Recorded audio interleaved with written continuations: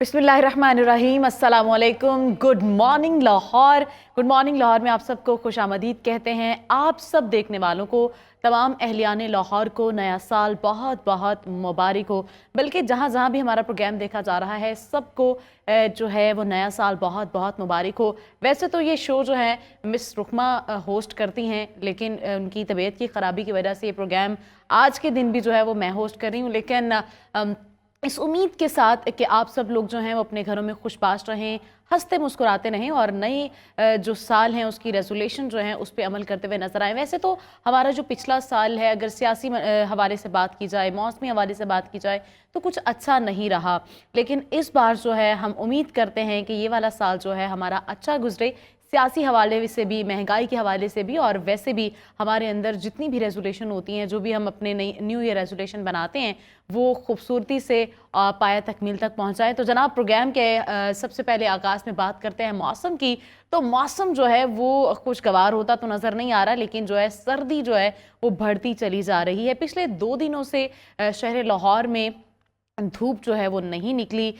2 दिन से है जब धूप से हम महरूम है। वैसे तो मुझे खुद को धूप बहुत ज़्यादा पसंद है, लेकिन पिछले 2 दिनों से हम फोग और स्मोक के साथ जी रहे हैं। उम्मीद की जा रही है कि आइंदा 24 घंटों के अंदर जो है धूप निकल आएगी, लेकिन लेट्स सी क्या होता है। उससे पहले भी कहा गया था कि आइंदा 24 घंटों में जो वो धूप निकल आएगी, लेकिन ऐसा नहीं हुआ था।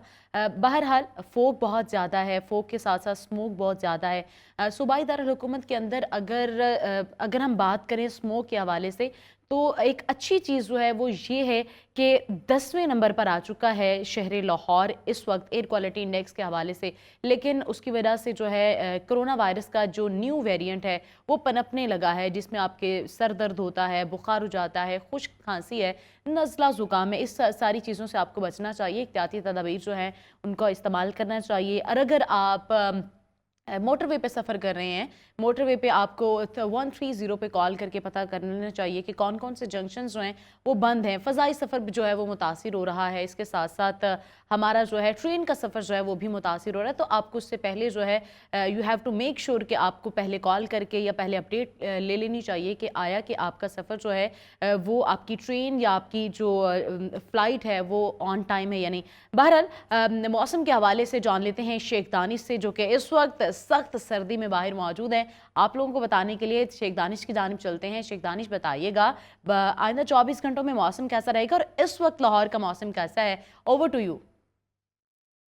जी बिल्कुल, अगर बात की जाए शहर के मौसम की, तो सर्दी अपने जौबन पर पहुंच के हर सू अपने जलवे बखेरती दिखाई दे रही है। चारों तरफ से शहर को जो है वो ठंड ने और खुश्क सर्दी ने अपनी लपेट में लिया हुआ है। अगर आज की दर्जा हरारत की बात की जाए तो इस वक्त शहर का दर्जा हरारत 12 डिग्री सेंटीग्रेड रिकॉर्ड किया जा रहा है, जबकि हवा में नमी का तनासुब 95% बताया जा रहा है। और अगर एयर क्वालिटी की बात की जाए, एयर क्वालिटी इंडेक्स की, तो इस वक्त एयर क्वालिटी इंडेक्स जो है वो 166 तक पहुँच चुका हुआ है।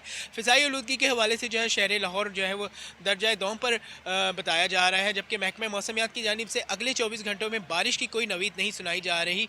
महकमा मौसमियात की जानिब से बताया जा रहा है कि अगले तो जनाब, उनका कहना यह है कि सर्दी जो है वो अपने जोबन पे है और आइंदा 24 घंटों में मौसम जो है कुछ बेहतर होने के इम्कान जो है वो नज़र आ रहे हैं। लेकिन सर्दी बहुत ज़्यादा है, सर्दी में आपको बचना है। जितनी भी एहतियाती तदाबीर हैं वो इस्तेमाल करनी है। गर्म मलबूसात का इस्तेमाल करें, ड्राई फ्रूट्स का इस्तेमाल करें और ज़्यादा से ज़्यादा जो है वो अपने घरों के अंदर रहें, क्योंकि फोग के साथ साथ स्मोक बहुत ज़्यादा है। और अगर हम मौसम की बात करें तो फोग की वजह से आपको अपनी गाड़ियों के आगे जो हैं वो फोग लाइट्स का इस्तेमाल ज़रूर करवाएं, पेपर लगवा लें। फोग लाइट्स जो है वो आपको काफ़ी अफाका जो है वो देती हैं। आपको मोटरवे पे सफ़र करना है, आपको शहर के अंदर सफ़र करना है, तो ये सारी चीज़ें जो हैं वो आपके साथ साथ चलती हैं। तो आपको अपने साथ साथ अपने प्यारों का भी ख्याल करना है। तो प्रोग्राम में आगे बढ़ते हैं, जिक्र करते हैं हमारी आज की टॉप स्टोरीज़ के बारे में। तो आज की टॉप स्टोरीज़ में सबसे पहले हम डिस्कस करेंगे कि 2023 में रिलीज़ होने वाली पाकिस्तानी फिल्मों का जो है वो तफसीली जायज़ा लिया जाएगा कि दी लेजेंड ऑफ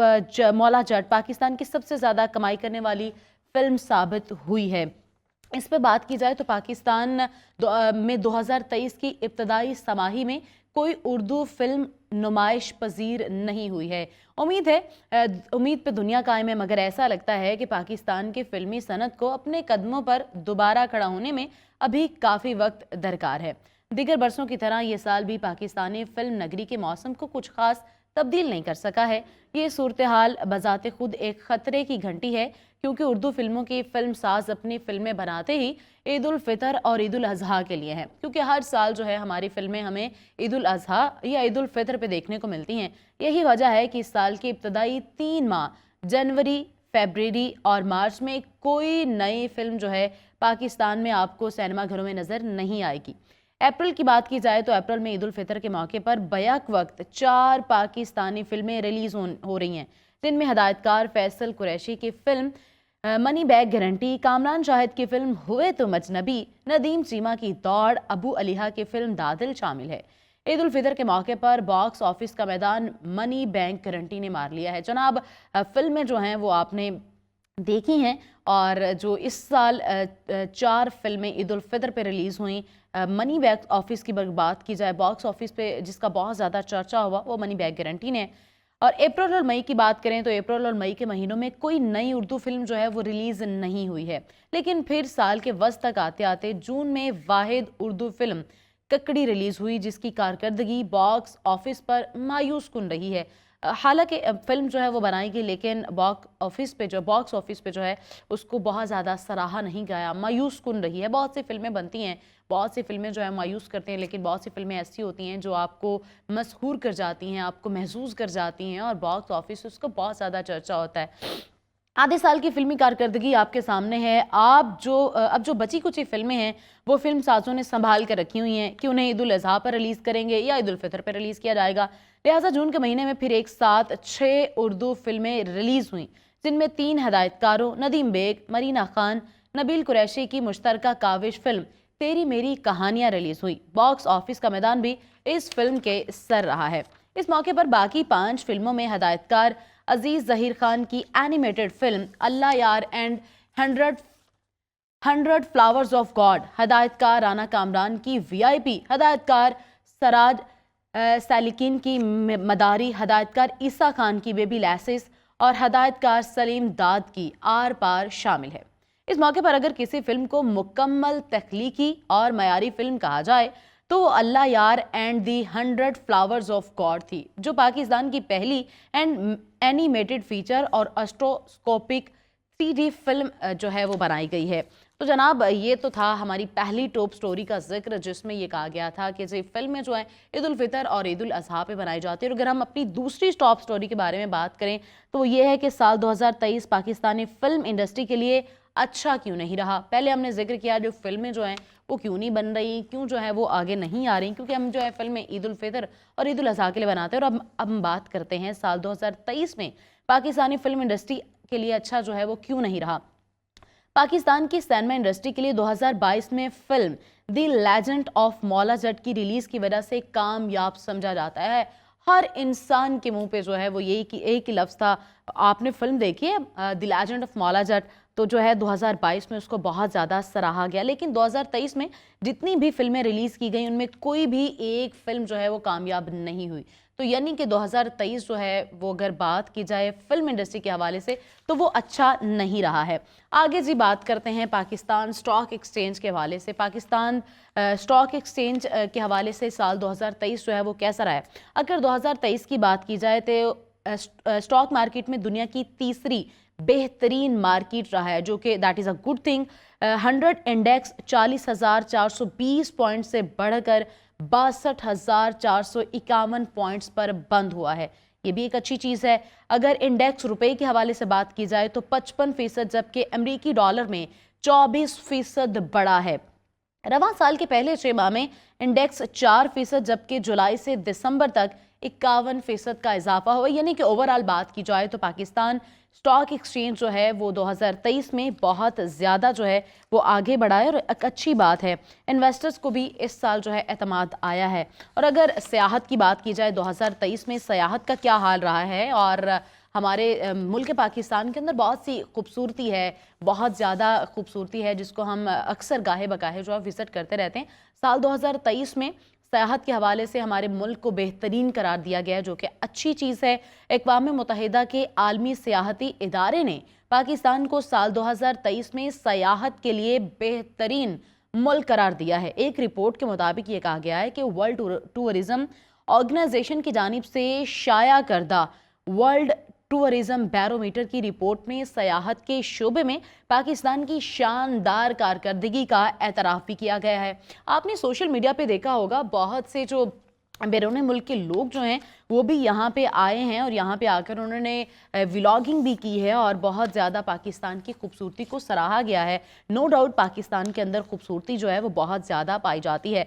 और जनाब 2024 का आगाज़ हो, साल का पहला दिन हो और हम ये बात ना करें कि गूगल में सबसे ज़्यादा 2023 में क्या चीज़ें सर्च की गई हैं, तो ये कैसे हो सकता है। तो जनाब सबसे पहले हमको बताते हैं कि पाकिस्तान में सबसे ज़्यादा पूछे गए सवाल गूगल ईयर इन सर्च 2023 में।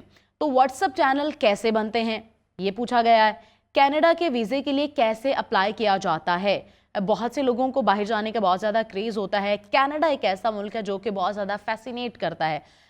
बात की जाए आगे तो आगे यह है कि फूलों को देर तक कैसे जिंदा जो है वो रखा जा सकता है। फूल जो हैं हम सबको उसके साथ बहुत ज़्यादा एफिलिएशन होती है, बहुत ज़्यादा मोहब्बत होती है, हमें अच्छे लगते हैं। हम ये चाहते हैं कि फूल जो हैं हमेशा हमारे पास रहे, तो उनको कैसे ज़िंदा रखा जा सकता है ये भी सवाल किया गया।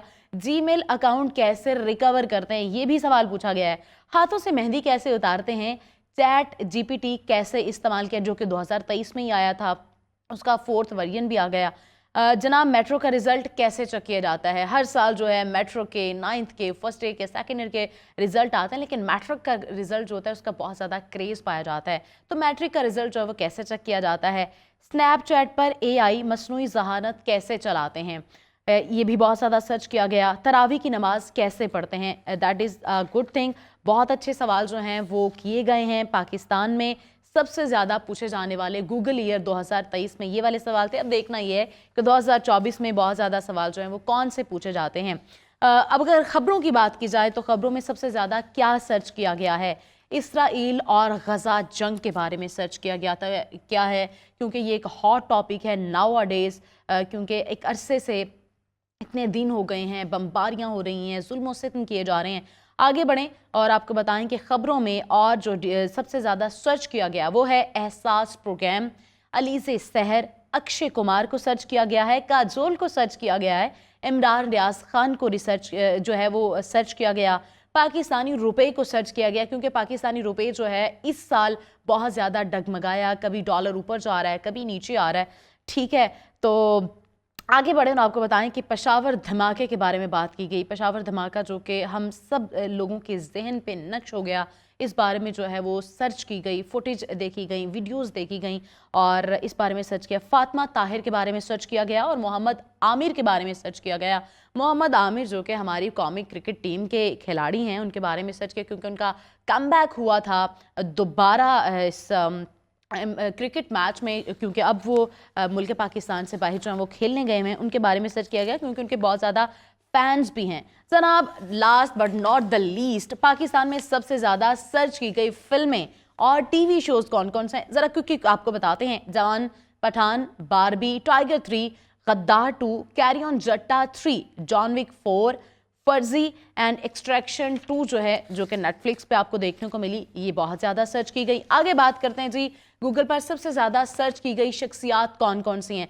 हरीम शाह, अलीज़े शहर, टाइगर श्रॉफ, अब्दुल्ला शफीक, उस्मान खान, अनवारुल हक काकड़ जो कि हमारे प्रेसिडेंट है जनाब, और इसके अलावा गैलन मैक्सवेल, शुभमन गिल, सऊद शकील और हसीबुल्लाह खान को जो है बहुत ज़्यादा सर्च किया गया है। इस साल में हमने आपको बताया कि किस तरह किस किस चीज़ को सर्च किया गया। खबरों के हवाले से बात की, फिल्म इंडस्ट्री के हवाले से बात की और हमारे एक्टर्स के हवाले से बात की, और last but not the least हमारे क्रिकेटर्स के हवाले से भी बात की गई। तो इस साल जो है क्या क्या सर्च किया गया। इस साल अगर हम बात करें फिल्मी लिहाज से, तो फिल्मी लिहाज से जो है पाकिस्तान में बहुत ज़्यादा जो सर्च की गई, पाकिस्तान में 2023 में फिल्मी करियर जो है वो कैसा रहा, इस वाले से बात की। प्रोग्राम का बाकायदा आगाज़ करेंगे, हमारे गेस्ट भी हमारे साथ मौजूद होते हैं। ब्रेक के बाद वापस आएंगे और डिस्कशन का सिलसिला जो है वो आगे बढ़ाएंगे।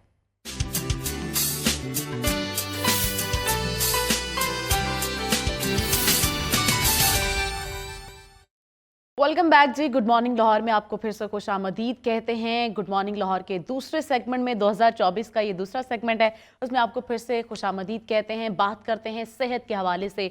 तो जनाब इस साल उम्मीद ये की जा रही है कि 2024 में हमारा साल जो है वो अच्छा गुजरे। सेहत के हवाले से बात करें तो सेहत के हवाले से भी हम तमाम मूजी अमराज से और वायरल इन्फेक्शन से जो हैं वो दूर रहें। तो जो 2024 था तो हमने सोचा कि आप लोगों को अपडेट कर दें, आप लोगों को बता दें कि बीमारियां जो हैं उनसे कैसे बचा जा सकता है, क्योंकि हम बहुत ज़्यादा मिकदार में फ़ास्ट फूड जो है वो बहुत खाते हैं। जो इस तरह की जो चीज़ें होती हैं उनको अपनी ज़िंदगी के अंदर इस तरह शामिल कर लेते हैं जैसे कि हमारी ज़िंदगी का हिस्सा होते हैं, क्यों ना हो, क्योंकि हम इसको एक फ़ैशन के तौर पर लेते हैं। तो जनाब डॉक्टर नाजिश को हम वेलकम कहते हैं। डॉक्टर नाजिश अफान जो कि रेडियोलॉजिस्ट हैं, सोशल मीडिया पर बहुत ज़्यादा मुतहरिक नज़र आती हैं। Welcome madam doctor Nazish. बहुत शुक्रिया सानिया, बहुत शुक्रिया। आपने कैसे हैं बहुत आप? अच्छा ठीक ठाक है? टॉपिक। अल्हम्दुलिल्लाह ठीक-ठाक, तो अल्हम्दुलिल्लाह। जनाब thank you so much for. Social media पे आप बहुत ज़्यादा मुतहरिक नज़र आती हैं। आज हमने आपको अपने प्रोग्राम में बुलाया, बहुत शुक्रिया आपके वक्त का कि आपने हमें वक्त दिया। तो जनाब बात करेंगे अल्सर मैदे के मर्ज़ के बारे में। तो बताइएगा कि ये मर्ज़ कैसे फैलता है और क्यों कर होता है? देखिए, मैदे का अल्सर होता क्या है, जब आपका जो स्टमक की लाइनिंग होती है, जब उसकी जो झिल्ली होती है, वो खराब हो जाए। वो खराब कब होती है? जब आपका मैदा जो है वो बहुत ज़्यादा एसिड तेज़ाबियत बनाना शुरू कर देता है। अब हम्म। उसकी वजह क्या-क्या है? उसकी वजह है हमारा एक सबसे ज़्यादा कॉमन बैक्टीरिया एच पाइलोराई, जो हम्म। गंदगी और गंदा खाना खाने से फैलता है या उन लोगों के साथ थूक के ज़रिए फैलता है जिनके साथ आपने बर्तन शेयर किए हो, जिनको ऑलरेडी ये मसला हो। इसके हम्म। अलावा ये फैलता है स्ट्रेस के साथ, बहुत ज़्यादा स्ट्रेस लेना, परेशानी लेना किसी भी किस्म की। इसके अलावा ये बढ़ जाता है आपका मैदे का जो तेज़ाबियत होती है, ये कुछ दवाइयाँ ज़्यादा लेने से जैसे एनसेड्स होता है। इसके अलावा बहुत ज़्यादा ज़रूरी है जो चीज़ हमारी डाइटरी हैबिट्स कि हम हम्म। क्या खा रहे हैं। हम खाना खाते हैं जो आपको पता है हम सारे पाकिस्तानी बहुत शौक से मुर्गन खाने, बाज़ार के खाने, डीप फ्राइड तल-तल के तरी ऊपर डली हो, लेकिन आप बहुत ही हमेशा ज़्यादा इसके स्पाइसी इसके खाने। बरक्स नज़र आती हैं। आप कहती हैं तली हुई चीज़ ना खाएं। बिल्कुल नहीं खानी, इसीलिए तो हम बता रहे हैं असल में हम बैठे हैं इस तरफ, बाकी हम्म। सारी अवाम बैठी है उस तरफ, हम हैं हम्म। पेशेंट देखने के एंड पर। हमें हम्म। पता है कि आप जब वो चीज़ें खाकर आ जाते हैं, फिर जब आप अस्पताल पेट पकड़ के आते हैं, तो वो चीज़ जो फेस करते हैं हम उन एस्पेक्ट को देखते हैं। वो चीज़ हम्म। इसलिए हम समझाते हैं कि आप अपने वक़्ती ज़बान की लज़्ज़त के लिए जो ज़बान की लज़्ज़त का हिस्सा है ना, वो सिर्फ़ यहाँ तक रहता है। इसके बाद हम्म। नीचे जाके सारे खाने एक जैसे ही हो जाते हैं, ठीक है? तो वो उस वक़्त की लज़्ज़त के लिए फ्यू सेकंड्स की लज़्ज़त के लिए प्लीज़ अपने मैदे को मत उड़ाएँ, अपने आंतों को मत उड़ाएँ। और इसमें सनिया बहुत इम्पोर्टेंट बहुत रिसर्चेज़ भी आई हैं, जिसमें मैं आप एक शेयर करूँगी कि जो लोग खाली पेट सुबह रहते हैं, उनको बल्कि मैदे का कैंसर भी हो जाता है। तो और जो मैदे का अल्सर है, वो बहुत ज़्यादा एक एटियोलॉजी होती है मैदे के हम्म। कैंसर की। तो आप ये देखें कि ये कोई मामूली चीज़ नहीं है। हमारी डाइटरी हैबिट्स अगर हम अपनी कंट्रोल करें, जिसमें हम अपनी मुरगन ग़िज़ाएँ, फैटी फूड्स, बाज़ार की चीज़ें, तेज़ाबियत वाले खाने, बहुत ज़्यादा स्पाइसी खाने, सिट्रस फ्रूट्स का ज़्यादा इंटेक करना, ये सब चीज़ें अगर हम्म। हम कंट्रोल कर लें, तो आप देखेंगे हमारी हम्म। ज़िंदगी में बहुत पॉज़िटिव चेंज आएगा। अब इसको प्रिवेंट कैसे करें? उसमें डॉक्टर साहब हमारे प्रिवेंशन में साथ ना बहुत। एक लाइव कॉलर है हुसैन, बस उनसे जी, जी। पूछते हैं कि उनका क्या सवाल है। जी हुसैन। अस्सलाम वालेकुम हुसैन। वालेकुम अस्सलाम। हाफिज जाकिर हुसैन नवाब शाह से बात कर रहा हूँ। जी जी, क्या सवाल है आपका डॉक्टर साहिबा से? मेरा सवाल यह है कि मैदे की तकलीफ होती है और मुंह में छाले आ जाते हैं। मैदे में? मैदे की जलन। मैदे की मुँह में जलन और मुंह में छाले हो जाते हैं। जी डॉक्टर जी, साहिबा। जी, बिल्कुल। ऐसे है कि जो हमारे अभी कॉलर ने कॉल की, ये एक बहुत कॉमन मसला है कि मुँह में छाले आ जाना। इसकी भी बहुत बड़ी वजह मैदे की तेज़ाबियत का ज़्यादा होना है। ये जो छाले होते हैं जब आपका गैस्ट्रिक एसिड ऊपर की तरफ आना शुरू करता है, रिफ्लक्स जिसको कहते हैं, ठीक है? हम्म। जिसमें यानी कि मैदे का जो एसिड है ऊपर हम्म। जाता है, ये आपके खाने की नाली को भी तबाह करता है और खाने की नाली से जब उसके असरात और फ्यूम्स ऊपर जाते हैं, तो आपके मुँह के अंदर भी छाले बनते हैं। मुँह के अंदर अल्लाह। छालों की एक बहुत बड़ी वजह आपके मैदे की तेज़ाबियत होना, इसके अलावा आपका स्ट्रेस होना। बहुत से ऐसे स्टूडेंट्स होंगे जो मेरी बात को एग्री करेंगे, जब वो इम्तिहान में होते हैं उनके मुँह में छाले बन जाते हैं। जब वो किसी वजह हम्म। से बहुत परेशान होते हैं उनके मुँह में छाले बन जाते हैं। अब आप मुँह के छालों के लिए आप अपने राउंड द कॉर्नर कुछ ट्यूब्स भी मिलती हैं जो आप लगा लेते हैं। उससे बेहतर हो जाता है। लेकिन बेहतर है कि वक़्ती आप वो ट्यूब्स लगा के बेहतर हो जाते हैं, लेकिन आपके लिए ज़रूरी है कि आप उसकी वजह जाके पता करें, अपने डॉक्टर से मिलें। कुछ आपके टेस्ट होते हैं, फिर उनसे अंदाज़ा होता है कि हम्म। मैदे में कौन-सा बैक्टीरिया है, जो एक्चुअली एच पाइलोरी का टेस्ट होता है, उसको चेक किया जाता है। फिर खून में और चीज़ें देखी जाती हैं, यूरिया ब्लड टेस्ट भी आजकल अवेलेबल है। तो ये वो चीज़ें हैं कि अगर आपका हम प्रॉपर वर्कअप करें, तो उसके बाद पता चलता है वजह क्या है, ताकि बार-बार ये चीज़ ना हो। क्योंकि मैदे की जो अल्सर बनना, पहले झिल्ली खराब होना, और वो खराब होती है तो बहुत जल्दी ठीक भी नहीं होती। हमें बहुत ज़्यादा डाइटरी मॉडिफिकेशन करनी पड़ती है। जब लंबा अरसा मॉडिफिकेशन रहे करनी तो पड़े। डॉक्टर साहब हमारे पास एक और कॉलर है, हनीफ जी। हनीफ, अस्सलाम वालेकुम। वालेकुम सलाम। क्या डॉक्टर साहब सवाल है मेरे सर ना आपका?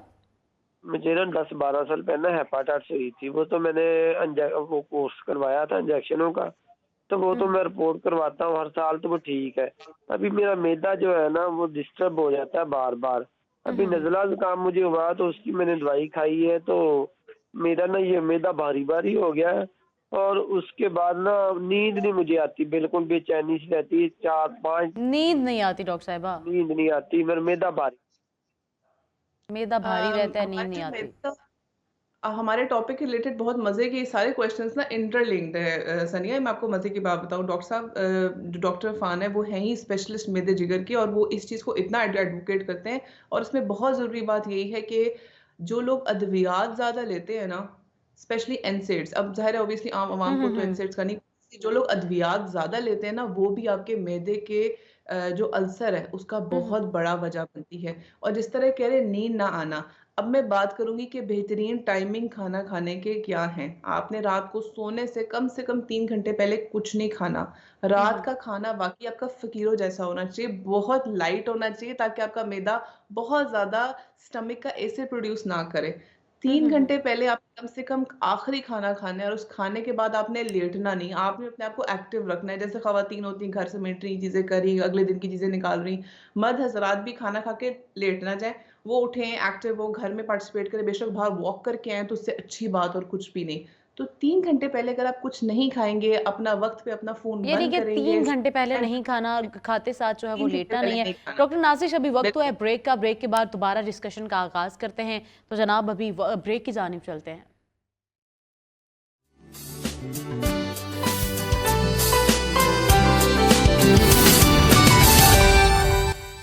वेलकम बैक जी। गुड मॉर्निंग लाहौर में आपको फिर से खुशामदीद कहते हैं। ब्रेक से पहले हमारे साथ डॉक्टर नाज़िश अफ़ान मौजूद थी। हम बात कर रहे थे कि मैदे का अल्सर जो है वो क्यों होता है, किस तरह बचा जा सकता है। डॉक्टर नाज़िश को मैं दोबारा से वेलकम कहूँगी। Doctor Nazish, welcome again. Thank you so much. Thank you so much Sania. अच्छा डॉक्टर साहब, बताइएगा ये अल्सर होता क्यों है और ये मैदे के किस हिस्से में होता है? देखिए, अल्सर की लोकेशंस डिपेंड करती हैं कि एक तो पेप्टिक अल्सर होता है, ठीक है, जो हमारे हम्म। डिड्यूडम में जाके हमारी जो खाने की जो पेट की खत्म होती है, उसके बाद आंत शुरू होती है, फिर वहां पे बनता है। फिर हमारा जो स्टमक अल्सर है, गैस्ट्रिक अल्सर है, वो आपके मैदे के 2 लेयर्स होती हैं, एक ऊपर का लेसर कर्वेचर, ग्रेटर कर्वेचर, आप दोनों में से कहीं पे बन सकता है, स्पेशली जहाँ पे आपका स्टमक जमा, आपका एसिड जमा होता है। देखिए, इसमें बहुत ज़रूरी चीज़ ये है कि हमने हमने सबसे पहले ब्रेक से पहले हमने बात कर ली क्या वजूहात थी, जिसमें हमने बात की स्ट्रेस हो गया, एच पाइलोरी बैक्टीरिया हो गया, अद्वियात का ज़्यादा खाना हो गया, और बहुत ज़्यादा मुरगन तेल में तले हुए खाने खाने से होता है। अब इसको प्रिवेंट कैसे किया जाए? प्रिवेंट करने के लिए बहुत ज़रूरी है कि आपका जो खाना हो, जो आप खाना लें, एक तो वो बाज़ार का खाना बिल्कुल अवॉइड करें, क्योंकि जो बाज़ार के खाने होते हैं उसमें ऑब्वियसली उससे हेपेटाइटिस भी फैलता है। आपको कैसे पता कि इस किचन में जो वो काम खाना बना रहे हैं, क्या उन्हें प्रॉपर हाथ धोए हैं कि नहीं, उनके नाखून कटे हुए हैं कि हाइजीन नहीं, का बहुत उनके ज़्यादा इशू होता है। हाइजीन का इशू इज़ वेरी इंपॉर्टेंट। आपने प्लीज़ बाज़ार के खाने अवॉइड करें, घर में साफ-सुथरा खाएँ, क्योंकि उस तरह एच पाइलोरी भी फैलता है। आपने बाज़ार का खाना नहीं खाना, घर में बनाएँ, और ख़वातीन को मैं कहूँगी घर में आप ना खानों में इस तरह वेरिएशंस लेके जाएँ, क्योंकि घर में ज़ाहिर है बच्चों को एक टिका के खाना खिलाना ना बहुत मुश्किल है। और हमारे यहाँ आजकल जो फ़ास्ट फूड ट्रेंड है, देखें, हम भी प्रैक्टिकल हैं, आप भी प्रैक्टिकल हैं, घर में ऑब्वियसली दिल करता है फ़ास्ट फूड खाने का, या आपको एग्जैक्टली। चीट करने का दिल करता है, तो आप चीट मील रखें, और हफ़्ते में 1 दिन चीट मील रखें, चीट डे भी ना रखें कि सुबह, दोपहर, शाम नहीं टिका के खाना। चीट मील या ब्रेकफ़ास्ट कर लें या दोपहर का खाना खा लें, रात को भी ना खाएँ। तो आप करें, ठीक है? इंसेंटिव रखें कि पूरा हफ़्ता मैंने एक अच्छी चीज़ सिंपल की फूड है। खाना चीट मील है। यस, रखें, चीट डे ना रखें। यस, दैट इज़ इम्पोर्टेंट, क्योंकि वो मील भी ना फिर वो पूरे हफ़्ते का आपका कैलोरीज़ काउंट के बराबर वो एक मील हो जाएगा। अच्छा डॉक्टर दूसरा साहब, जो अब आप बात खाना की जाए, हाँ जी जी प्लीज़। खाने का टाइम आपको पता होना चाहिए कि सुबह आपने खाली पेट ज्यादा देर नहीं रहना। सुबह उठ के आप पहले नीम गर्म पानी के कम से कम 1 या 2 ग्लास लें, ताकि आपका मेटाबॉलिज्म, आपका जो पूरा स्टमक का सिस्टम है ना और आंतों का, वो एक दफा साफ हो और उसके बाद वो एक्टिव हो। उसके बाद आप अपना खाना खाएं। और प्लीज उठते साथ पहली चीज चाय कॉफी ना पिया करें, ये बहुत गलत है। ट्रेंड आपका चल मैदा रहा है जो ना, पूरी रात, एग्जैक्टली गो विद पूरी द फ्लो रात वो चलते हैं हम लोग। वो तबाही और बर्बादी फेर देती है। आप प्रॉपर अपना अंडा खाएं, टोस्ट खाएं, आप जो रोटी खाते हैं आप रोटी खाएं, नाश्ता प्रॉपर खाएं। और अगर आप चाय लेते हैं तो फिर आप उसके बाद लें, फौरन हम्म। खाली पेट ना लें। और आप खाली खाना पेट एक ना वक्त। लें। अगर डॉक्टर नाज़ी साहबा, अगर हम बात करें प्रैक्टिकली, सुबह हम्म मॉर्निंग से लेकर रात के डिनर तक तो आपने बता दिया, लेकिन अगर हम इसको वन बाय वन बात करें, सुबह नाश्ते में उठ के आपको क्या लेना चाहिए, लंच में क्या लेना चाहिए, एक आइडियल वेट जो खाना होता है वो क्या होना चाहिए? देखिए, आइडियल वेट और खाना हर किसी की एज उससे पहले ग्रुप के हमारे पास हिसाब। ना बिल्किस कॉलर मौजूद है, उनसे सवाल ले लेते हैं। जी बिल्किस, अस्सलाम हेलो। वालेकुम। अस्सलाम वालेकुम बिल्किस, अस्सलाम कैसी हैं आप? वालेकुम। जी ठीक है। मैंने डॉक्टर साहब से ये पूछना है कि मेरे मैदे में यहाँ मुंह पे ही जलन रहती है, और जो भी खाती हूँ मिर्चियाँ लगती हैं यहाँ, मतलब चाय या खट्टी चीज या मिर्चों गले में वाली मिर्चें चीज। लगती हैं? नहीं नहीं, मैदे के मुंह पे ही, अच्छा अच्छा। और जलन रहती है। जी डॉक्टर हेलो। साहबा, जी जी, सवाल जी जी आपका ले लिया, जी, डॉक्टर साहबा प्लीज जवाब आप देंगी। जवाब देते हैं। जी, ऐसा है बल्किस, जो आपने भी बातें बताई हैं, मैदे में जलन रहती है, इसका मतलब ये है कि आपका मैदा जरूरत से ज्यादा तेजाब बना रहा है। आपको पता है कि जलन वैसे सादा तरीके से तो होगी नहीं, कि कोई चीज ज्यादा मिकदार में बन रही है। वो क्यों बन रही है? क्योंकि आपके मैदे को जरूरत से ज्यादा काम करना पड़ा है। अभी सनिया, मैंने ये आपको ऐड करना था कि आप 3 बड़े खाने खाने के बजाय पूरे दिन में आप 6 छोटे छोटे मील्स ले लें। क्योंकि हम्म एक इतने ज्यादा मिकदार के खाने को हजम करने में आपके मैदे को इतना ज्यादा तेजाब बनाना पड़ेगा। तेजाब बनता क्यों है? हजम करने के लिए खाना। हम्म आप वो, अगर आप थोड़ा खाएंगे तो थोड़ा बनेगा, इतना खाएंगे तो इतना बनेगा। और उसके अलावा जब खाना ऐसा होगा जो हजम भी बहुत मुश्किल से होगा, तो तेजाब और बनता हम्म रहेगा। तो ये इन द रिटर्न एक ऐसा विशियस साइकिल है जो तब तक ठीक नहीं होगा जब तक आप अपनी डाइटरी मॉडिफिकेशन ना करें। बल्कि हम्म। आप अपने खाने बिल्कुल सिंपल लेकर आए। आप बाजार के खाने, तेल में तले हुए पराठे, घर में खाने में जो हांडी बनाए उसमें घी की मिकदार कम रखें, ऑयल को यूज करें तो बहुत बेहतर है। घी को अवॉइड करें, ऑयल भी बिल्कुल कम डालें, कम जी ऑयल में ऑयल खाना भी बंद। कम डालें। डॉक्टर साहिबा, एक बिल्कुल। और हमारे साथ कॉलर हैं आसिफ, उनसे सवाल ले लेते हैं, क्योंकि ये एक हॉट टॉपिक है, हमारी बॉडी का मेन ऑर्गन होता है मैदा। आसिफ हमारे साथ है। जी आसिफ, गालिबन आसिफ से हमारा राब्ता मुनक़ता हो गया है। वापस आते हैं अपनी रूटीन के हवाले से, नाश्ते में क्या लेना चाहिए और लंच में, इसके साथ साथ डिनर में एक आइडियल देखिए फूड जो है वो पूरे दिन में क्या होनी चाहिए? देखिए, हर किसी का, फर्स्टली मैं कहूँगी, जैसे बच्चा हो गया उसका अपनी डाइट होगी, कोई बड़ा हो गया उसकी अपनी डाइट होगी, खातून होगी, कोई प्रेग्नेंट खातून होगी उसकी अपनी डाइट होगी, कोई बूढ़ा हो गया उसकी अपनी डाइट होगी। किसी का काम होगा ज्यादा ऑफिस में बैठे रहने का, उसकी हम्म डाइट अलग होगी। किसी का काम होगा एक्टिवली काम करने का, जैसे मजदूर हो गया, या कोई ऐसा बंदा होगा सिर्फ खड़े होकर पेंट करने वाला काम है, उसका अपनी डाइट होगी। तो हम एक जनरल बात करेंगे कि आपका नाश्ता या सुबह के मील्स अच्छे और हैवी होने चाहिए, दोपहर का खाना मुनासिब होना चाहिए, रात का खाना बिल्कुल हल्का होना चाहिए। हम्म 3 अगर आपके बेसिक मील्स हैं तो 3 आपके अंदर दरमियान में स्नैक्स होने चाहिए। बेसिक मील में अगर मैं जनरल बात करूं तो हर किसी के वजन के हिसाब से और उसके कद के हिसाब से और उसके जिसामत के हिसाब से बीएमआई कैलकुलेट किया जाता है, बॉडी हम्म। Mass index. इसमें इससे अंदाजा होता है कि मुझे एक दिन में इतनी कैलोरीज चाहिए। ये हर कोई इजीली कैलकुलेट नहीं कर सकता। इसके लिए कैलकुलेटर आप इंटरनेट पे मौजूद है, बीएमआई कैलकुलेटर, उसमें आप अपने अपने आपका वाइफ डालते हैं तो सामने आ जाता है। और आजकल हमारे हर किसी के हाथ में मोबाइल, सोशल मीडिया इतना है, तो इसको कैलकुलेट करना आपके लिए कोई मुश्किल काम नहीं होगा। बहुत आसान इंटरनेट पे होता आप है। गूगल अगर हम पे बात करें तो एक इस अल्सर से कैसे बच सकते हैं, क्योंकि हमारे जो है सेगमेंट का लास्ट टाइम चल रहा है, तो पूछ लेते हैं आपसे कि इस अल्सर से कैसे बचा जा सकता है?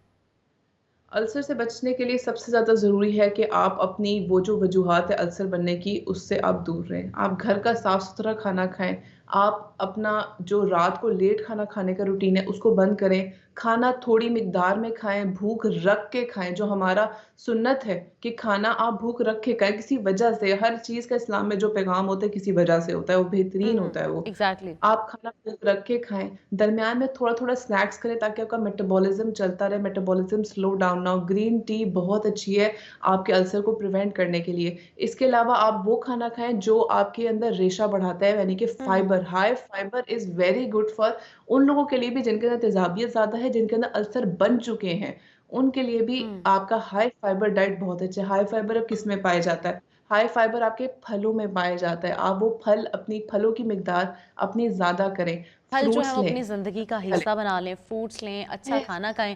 डॉक्टर नाज़िर साहिबा, बहुत शुक्रिया आपके वक्त का, बहुत अच्छा लगा आपसे बात करके। Thank you so much. आपने इतने अहम टॉपिक जो है वो वक्त निकाला और बात की।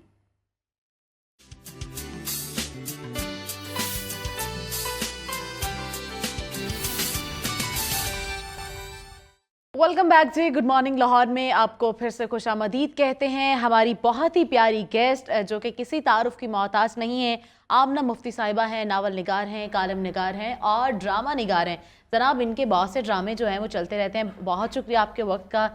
वेलकम कहते हैं हम आपको अपने शो में। कैसी हैं आप? ठीक है, बहुत शुक्रिया जी, अल्लाह का शुक्र, मैं बिल्कुल खैरियत से हूँ और नए साल की पहली सुबह आपको बहुत मुबारक हो। आपको भी बहुत बहुत मुबारक हो। जनाब, आज हम बात करेंगे रेजोल्यूशन के हवाले से, लेकिन उससे पहले आपका इंट्रो जो है वो मैं ये समझती हूँ कि मैंने बहुत कम करवाया है। आपको लेक्स स्टाइल जो है वो अवार्ड मिल चुका है, पेन अवार्ड मिल चुका है। बहुत से ऐसे ड्रामे हैं जो कि आपने लिखे हैं जो कि बहुत ज़्यादा जो है उनकी हाइप क्रिएट हुई। आज तक मेरा नहीं ख्याल कि आपका कोई ऐसा ड्रामा होगा जो कि वायरल ना हुआ हो, जिस पे बात ना की गई हो या बहुत ज़्यादा हिट ना हुआ हो। भारत से भी ऑफर्स आती रहती हैं आपको तो? अच्छा, अब ये देखो, पता नहीं कहाँ कहाँ से तुमने खबरें इकट्ठी कर रखी हैं, लेकिन हैं सारी ऑथेंटिक। इनफैक्ट सिलसिला ये है कि मेरे जो चीज़ें लिखी गई उनके ऊपर आपने बिल्कुल बजा फरमाया कि वो बात हुई। तमाम ही टॉपिक्स 24 प्लेज अभी तक मेरे ऑन एयर गए, तकरीबन एक आधा कोई कम ज़्यादा। तो उसमें वो मौज़ूआत थे जो हैं तो हमारे माशरे से ही, लेकिन उनका पॉइंट ऑफ व्यू, उनका लेंस मेरा लेंस था, एक औरत का लेंस जिसने ज़िंदगी को मुख्तलिफ़ सतहों पे देखा था। तो जब वो बात होती है तो पहली दफ़ा जब बात होती है तो कुछ लोग इख्तलाफ करते हैं, कुछ लोग यूँ समझते हैं कि मैंने जाना गोया ये भी मेरे दिल में था, तो वो तायद भी करते हैं, मगर वो भी हैरत में होते हैं कि अच्छा ये बात यूँ भी बयान की जा सकती है। तो बात हुई उनके ऊपर, बहुत जिक्र होता रहा। इंडिया से एक सिलसिला शुरू हुआ था, जी वालों ने शुरू किया था और वो उन्होंने जी ज़िंदगी के नाम से उस पर पाकिस्तान के ड्रामास लिए गए थे और उनको उनके हिसाब से थोड़ा सा हिंदी, जिसको वो कहते हैं हिंदवी, जो वहाँ बोली जाती है, खैर उर्दू तो उर्दू ही है, तो थोड़ा सा उन्होंने जो उनको लगते थे मुश्किल अल्फाज हैं उनको तब्दील करके और वो वहाँ चलाए। उसमें मेरे भी 2 प्लेस गए। फिर एक उन्होंने शुरू किया जिसमें उन्होंने बनाई थी Z5 के तहत, जो अब एक OTT प्लेटफॉर्म है, जिसमें उन्होंने पाकिस्तान के कई डायरेक्टर्स, राइटर्स का डियो लिया और उन्होंने ऐसी फिल्म्स बनाई जो बिल्कुल पाकिस्तानी इंडिजीनियस थी। तो उसमें ये था कि जब इस तरह की शॉर्ट फिल्म्स थी वो उन्होंने लंदन फिल्म फेस्टिवल में भी चली। अब आगे उनका ख्याल था कि ये हम OTT प्लेटफॉर्म जो उनका Z5 है उस पर चलाएँ, तो अभी भी चल रही हैं उसके ऊपर। तो उसमें मैंने भी एक जो पाकिस्तानी एक वेब सीरीज़ गई थी वो लिखनी मैंने थी, तो उस वक्त लेकिन कुछ थोड़े बहुत मैं किसी और को अपनी क्रिएटिविटी में मदाखलत नहीं करने देती, चीज़ को तब्दील कर देती हूँ लेकिन क्रिएटिविटी में मदाखलत नहीं करने देती। अच्छी चीज़ है। तो अभी भी सिलसिला उनके साथ चल रहा है। अब अगर वो इस चीज़ को समझ गए तो ठीक है, लिखना है, लोगों तक बात पहुँचानी है। लेकिन मैं आपकी बहुत बड़ी फ़ैन हूँ, पर्सनली मुझे बहुत अच्छा लगता है, आपका लिखा हुआ बहुत पसंद है। और मैं ड्रामे वैसे तो नहीं देती, लेकिन जितने भी आपके लिखे हुए ड्रामे वो बहुत ज़्यादा पसंद करती हूँ। आजकल आपका एक खुशबू में बस एक ख़त हम टीवी पे चल रहा है, बहुत ज़्यादा जो है वो उसको भी पजीराई जो है वो हासिल है। खैर, आज हम बात करेंगे न्यू ईयर रेजोल्यूशन के हवाले से, किस तरह सेट कर सकते हैं। आज 2024 का पहला दिन है और आज आप हमारे साथ हैं, हमारी खुश नसीबी है कि आप हमारी शो में आई हैं। किस तरह सेट कर सकते हैं हम? देखिए, इसमें नया साल जो है और उसमें ख़ास कर जो न्यू ईयर रेजोल्यूशन है, अच्छा इसमें मैं एक पर्सनल एक्सपीरियंस आपसे शेयर करूं कि हमारे घर में एक रिवायत है, हमने एक टाइम कैप्सूल बना रखा है। जो पूरा साल किसी एक, हमारा एक मतलब ज़ाहिर है बड़ी फैमिली है तो किसी एक घर में वो रखा रहता है, फिर जब न्यू ईयर पार्टी जिस घर में भी होती है वहाँ वो चला जाता है। उसमें हर शख्स का एक लिफाफा है उसके नाम का, उसमें वो अपनी न्यू ईयर रेजोल्यूशन लिखता है और रख देता है, और कोई नहीं पढ़ता, वो बंद हो जाता है। अगले साल वो खुलता है और वो अपना ही लिफाफा खुद खोल के देखता है कि क्या मैंने अपने पिछले साल की रेजोल्यूशन पूरी की, और वो शुरू से देखता आता है। तो वो हमें पता चलता जाता है कि साल ब साल हम क्या करते हैं। तो कल रात मैं देख रही थी कि जो मैंने 4 उसमें अपने अज़ाइम लिखे थे, अल्लाह का करम है कि चारों पूरे हो गए माशाल्लाह। और उससे पहले के भी जितने मैंने देखे वो सारे के सारे पूरे हो गए। इसमें जो एक चीज़ है ना, आपने क्या सेट करना है। गोल्स जो होते हैं ना, एम स्मॉल में स्मॉल, तो आप छोटा एम वो गोल रखें। आप, हम एक बड़ा गोल रख लेते हैं। लाइक मैं देख रही थी कि मैंने लिखा था कि 2 kg वेट लूज़ करना है। अब एक साल में आप 2 kg कर सकते हैं। अच्छा, लड़कियों का बड़ा मसला होता है कि उन्होंने वेट लूज ये करने की बड़ा सबसे मसला पहली होता है। रेजोल्यूशन नहीं होती है। अच्छा, और वो मैंने कर लिया था उस साल। अगले साल का लिखा हुआ 4 kg, वो भी कर लिया। तो छोटे एम्स, वो एम जो आपको पता है, मुझे पता था मैं इस एक तरह साल में मेंटेन भी कर पाते हैं। एक साल में मैं 2 kg ही कम कर सकती हूँ, इससे ज़्यादा नहीं। एक महीने में आप 15 kg नहीं कर तो सकते। आप जब बहुत बड़े गोल्स बना लेते हैं तो फिर एक मायूसी, और फिर उसको आप डिवाइड नहीं करते। लाइक आपको पता है कि ये एम है, तो उसको आप 10 साल के अंदर 5 साल मंसूबा हो सकता है, 10 साल हो सकता है, तो उसका कुछ हिस्सा आप एक बरस में कर सकते हैं। और हमेशा अपनी ज़ात के लिए तो आप सेट करते ही हैं गोल्स, ज़ाहिर है, लेकिन उसमें आप ये भी देख के चलें, स्पेशली ऑल्दो मैं इन रोल्स को नहीं मानती कि जो हमें ज़बरदस्ती असाइन कर दिए गए हैं। लाइक मैं 2 बच्चों की माँ भी हूँ, किसी की बहन भी होंगी, किसी की बीवी भी होंगी, मगर मैं ये समझती हूँ कि पहले मैं हूँ। लेकिन ये समझते में लोग कहते नहीं कि हम ये समझते हैं, लोग इस पर बिलीव करते हैं और बहुत खुदगर्जी के साथ अपनी ख्वाहिशात को आगे रखते हैं। जब आप एक फैमिली में रह रहे हैं ना, और आप उस फैमिली की वार्मथ, कंपनी, दोस्तों के ग्रुप की कंपनी, और लाइक अगर आप टीचर हैं तो अपने स्टूडेंट्स की कंपनी, वो सब आप इंजॉय कर रहे हैं ना, तो फिर आपको उनका भी सोच के चलना है कि ये जो मेरी रेजोल्यूशन, ये जो मेरा गोल है, जो मैंने सोच रखा है, इससे मेरे साथ वालों को क्या नुकसान पहुंच सकता है, और आया इसको पूरा करने से सिर्फ मेरा कोई ज़ाती गेन है या इसमें किसी का भी कुछ फ़ायदा हो रहा है। तो बेहतर ये है कि किसी का भी फ़ायदा हो जाए, अदरवाइज़ अपना फ़ायदा तो सोच लेना चाहिए। अपना फ़ायदा जो सोचना चाहिए। अगर हम कैरियर के हवाले से बात करें तो कैरियर के हवाले से हम किस तरह रेजोल्यूशन जो है वो सेट कर सकते हैं? ये करियर जो है ना, ये एक बड़ी अजीब चीज़ है। इसमें आप उतार चढ़ाव आते रहते हैं। उतार चढ़ाव आते हैं, और स्पेशली हम कामयाबी की अलामत ये समझते हैं कि जी इतने, ये हमारा पे स्केल है, और समझना भी चाहिए। हम एक जिस दुनिया में रह रहे हैं इस वक्त पे, एक तो उस पर यही बात है, आपको ख्वाहिशात हैं या अपने साथ वालों के लिए कंफर्ट हासिल करना है, तो आपके पास पैसा होना चाहिए। तो उसके लिए हम यही सोचते हैं कि जी यहाँ पे हम ये, अब उसमें कई दफ़ा ऐसे हालात होते हैं जैसे डाउन साइजिंग हो गई, कुछ हो गया, अब हमने तो अपना गोल कुछ सेट किया था, हम निकल गए। हमेशा अपने लिए, मेरे एक बड़े अजीज़ दोस्त हैं, मैं उनका नाम नहीं लूँगी, उन्होंने मुझे एक दफ़ा एक बात कही कि आमना ज़िंदगी में खुश रहने के लिए मैं आधा इत्तफाक करती हूँ उससे, कई दफ़ा पूरा भी कर लेती हूँ। 2 चीज़ें बड़ी वक्त ज़रूरी के हैं, हिसाब से। मुतअद्दिद ज़राए आमदन और मुतअद्दिद ज़राए लुत्फ़ व करम। तो अब उसमें यह है कि आप अपने करियर को ऐसे सेट करें हमेशा कि आपके पास प्लान बी ज़रूर रहे। कभी एक चीज़ के ऊपर जैसा कि ज़िंदगी में भी प्लान बी जो है वो बहुत ज़्यादा ज़रूरी है। Always plan B, always plan B, क्योंकि प्लान बी अगर नहीं है तो प्लान ए मौजूदा हालात में कभी भी फ्लॉप हो सकता है, और फिर आप एक ऐसी बंद गली में खड़े होंगे कि आपके पास रास्ता नहीं होगा, और फिर वो डिप्रेशन का एक सर्कल। और डिप्रेशन एक ऐसी चीज़ है, सिर्फ हम बोलते हैं इसको, लेकिन जो इससे गुजरता है, अगर एक तो जेनेटिक और केमिकल आपको वैसे होता है ना, वो ना हो, जो हालात की वजह से होता है, जिसको हम मायूसी कह सकते हैं। डिप्रेशन तो बड़ा सख्त लफ्ज़ है। वो मायूसी आपको इतनी बुरी तरह मुतासिर करती है कि आइंदा आप बड़ा कदम उठाते हुए डरते हैं। बड़ा कदम उठाइए, ज़रूर उठाइए, लेकिन ये सोच के उठाइए कि अगर नाकाम हो गया तो कोई बात नहीं, प्लान बी तो है, प्लान बी तो है, I can try it again. तो चलता रहता है। मोटिवेशन होनी चाहिए। अगर एक स्टूडेंट की रेजोल्यूशन की बात की जाए तो उसको किस तरह सेट करनी चाहिए?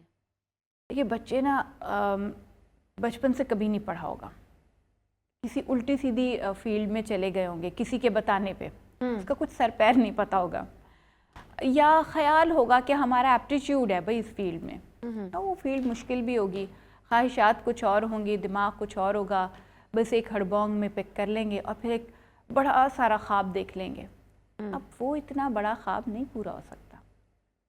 मैं अपनी मिसाल दूंगी कि मुझे ये था कि भाई ठीक है, मैंने जस्ट मास्टर्स करके नहीं बैठना। हमारे दौर में पाकिस्तान में अच्छी डिग्री नहीं होती थी पीएचडी की, और हमारी फील्ड में तो हुआ ही नहीं करती थी। मैथ्स कॉम में मैंने मास्टर्स किया था, तो उस वक्त ही मेरा इरादा था कि मैं करूँगी।